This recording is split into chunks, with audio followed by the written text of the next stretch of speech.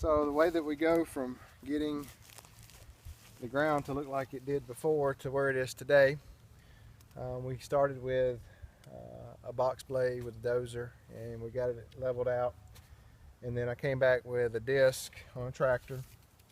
The biggest issue we had was with root systems and little sticks like this, and the last thing I'm going to do is I'll come through with a tiller, 18-inch tiller. But before I could do that, I had to get the ground turned up.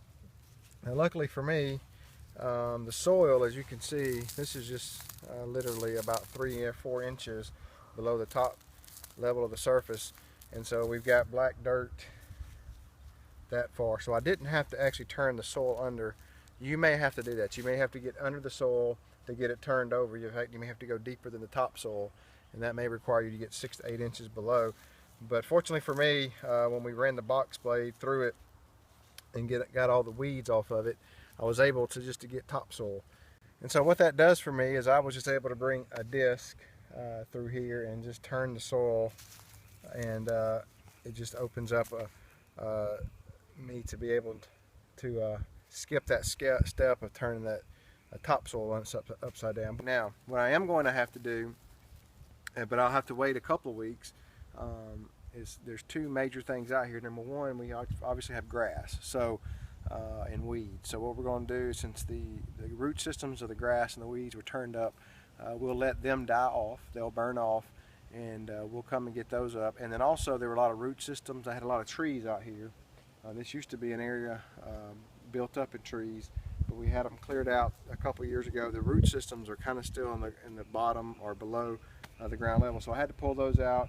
And all around here there's sticks and roots all over the place. So we'll get those cleared out, but we're still a good 2.5 months away from our planting, and but this is the 3rd step of the 4th step. The next thing that we'll do is we'll come through with just a regular garden tiller, and we'll till this entire area. Now this area is about 35 feet by about 25 feet, so that's how much square footage that we'll have on the garden.